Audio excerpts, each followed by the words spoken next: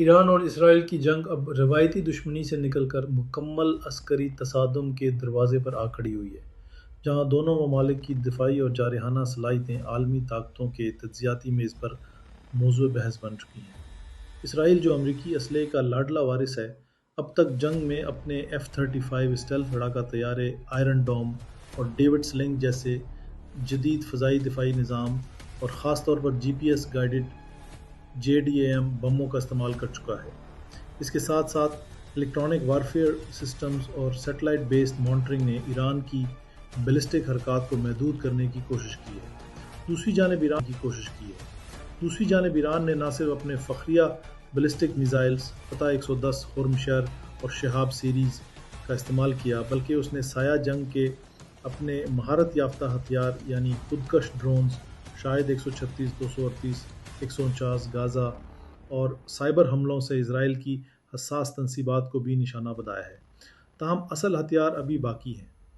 اسرائیل اب ممکنہ طور پر اپنے نیول ڈولفن کلاس ایب-ڈوزوں سے لانچ کیے جانے والے کروز میزائلز اور AI کنٹرول ڈرونز کی تعیناتی کی طرف بڑھ رہا ہے، جبکہ ایران اپنی نصر اور ذوالفقار میزائلز کے نئے ورژنز، موبائل اینٹی شپ سسٹمز اور خفیہ ڈرون بیسز سے لانچ ہونے والے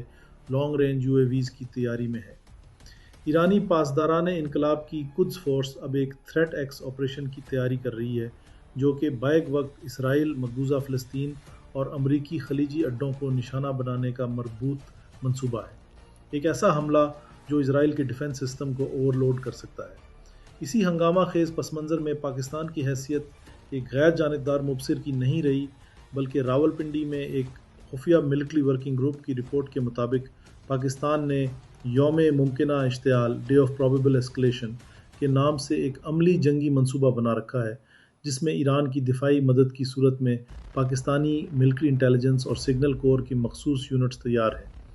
ایک خفیہ ملاقات اپریل 2025 میں تہران میں ہوئی، جہاں ایران، ترکی، قطر اور پاکستان نے ایک تحفظ امت بلاک پر غیر اعلانیہ اتفاق کیا۔ ایک اور اہم انکشاف یہ ہے کہ پاکستان کے سابق نیول افسر، جو اب ایک خفیہ اسٹریٹجک مشن پر ہیں،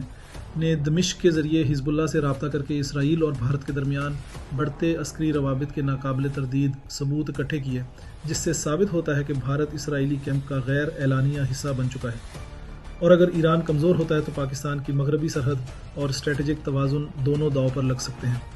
ایران کی مزاحمت محض ایک ریاست کی دفاعی پالیسی نہیں، بلکہ ایک تہذیبی بیانیہ ہے جو سامراجی قوتوں کے خلاف ڈٹا ہوا ہے۔ پاکستان کے لیے اب وقت محض ہمدردی یا صفاتی بیانات کا نہیں، بلکہ عملی، نظریاتی اور تصویراتی فیصلہ سازی کا ہے۔